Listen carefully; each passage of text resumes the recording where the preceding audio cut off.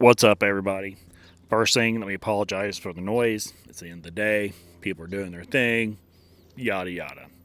So, what I wanted to go over today was what I discovered about my 1943 Ford GPW. So, I have some of the history on this. The upside to the GPW and the MB is that there are records that still exist for these. They're not complete. They're just not complete. But they're there, and with that information, you can discern from it what it is.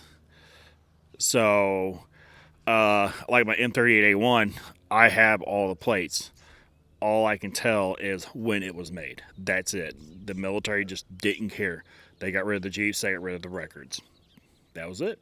End of story. Well, for the MBs and GPWs, that is a different ball game. Completely different ball game.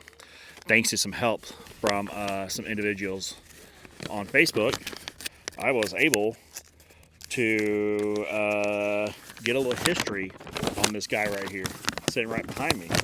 So I'll link the Facebook group down below. If you have an MB or a GPW, you definitely need to get into this group. He can find some surface information, but if you want him to dig deeper, you need to tip the guy, and that's fair. To have all this knowledge and all this work, it's fair. So let me tell you what he sent me, and I am as well. I asked him to dig deeper. So he said, "Thank you for sharing this. I'm familiar with your post, and I can confirm the authenticity of the Dallas, Texas assembly plan." So from other records I found online, I didn't know where this Jeep was built at all. Turns out it was built right here in Dallas. Literally 45 minutes away from me. This was built in 1943. So what else I found out is that everything in this series went to the UK. So from UK to Europe, I don't know. I mean, it's a good assumption. It's an assumption. It could have just stayed in UK. But what we do know is that it was damaged and sent back to Higgins in New Orleans to be refurbished. So the outline of the number on the reverse side of the data plate indicates the date of delivery of February 15th, 1943, day after Valentine's Day. At this stage, I can provide a USA hood number range for that week, approximately 20198XXX. So he knows the series it went through. We just can't confirm this one without some more research, which I am going to do. A more precise range will require additional time for detailed analysis. Also, the use of the steel material for the data plate in this type of rebuild is a known and established practice, which he's talking about the Higgins plate that's on the dash.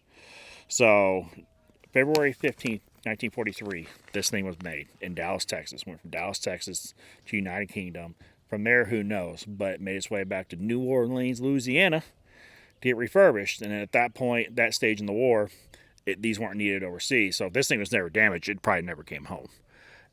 It's just mind-blowing that I bought this thing in Robert Lee, Texas, which is on the other side of Abilene. I think I drove 5.5 hours to get there to pick it up. It's absolutely crazy. So I wanted to share this information. I'm going to link some sources down in the comments. Not the comments, but the description. Links that you need Facebook groups, all that you need to go check out. These guys are so freaking kind and friendly and a wealth of knowledge. It's unbelievable. I highly recommend you join these groups and getting in there and learn about your Jeep.